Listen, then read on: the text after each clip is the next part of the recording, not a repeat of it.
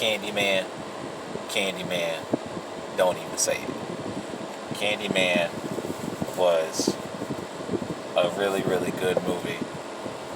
It's really creepy. Yaya, Abdul, Maneteen second, Teaoah, Parris, they really did a good job. Coleman Domingo as the bridge character was amazing. Nia DeCosta directed a great movie. I really like Candyman. I just saw it for a second time. The story's great. The bougie black art scene connection was great. It wasn't something generic. His occupation was really, really sensible. She was a curator. He's an artist. He stupidly says Candyman 5 times in the mirror. He summons him on accident. Then he starts getting taken over by the Candyman.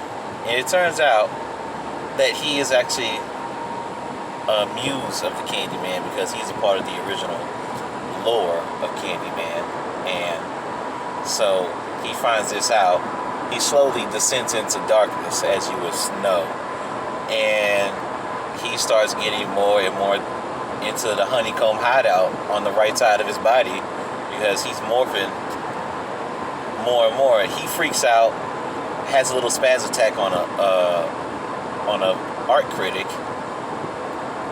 His girlfriend, played by Teaoah Parris, doesn't know what's happening. He tries to explain to her. She says Candyman isn't real. Of course she says that. She tries to deface it by saying Candyman wants him in a mirror in his art studio upstairs in their apartment in Chicago. He throws mirrors at the wall, telling her to shut up and don't say the Candyman name. She gets mad, goes away to her brother's house.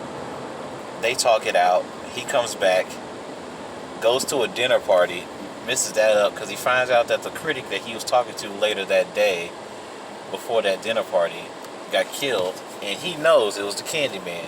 So this guy freaks out, goes back to Cabrini Green, and Coleman Domingo's character fully engulfs him in the Candyman lore, saying he's the chosen one, he's the baby of the woman who, the woman in the original lore is his mother for Helen Lyle's story.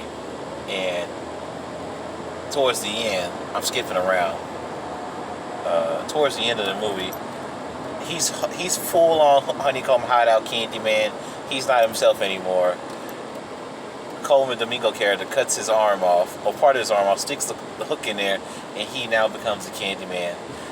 They get arrested in Cabrini Green. The cops show up, and as usual, the cops shoot with the hands up. She summons Candyman in the back of the cop car by telling the officer, "Can I look at myself in the mirror?" And she says it, and Candyman kills all the cops.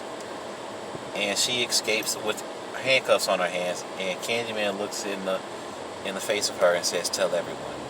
And I don't know if there's going to be a sequel. I don't want there to be, but it was really good.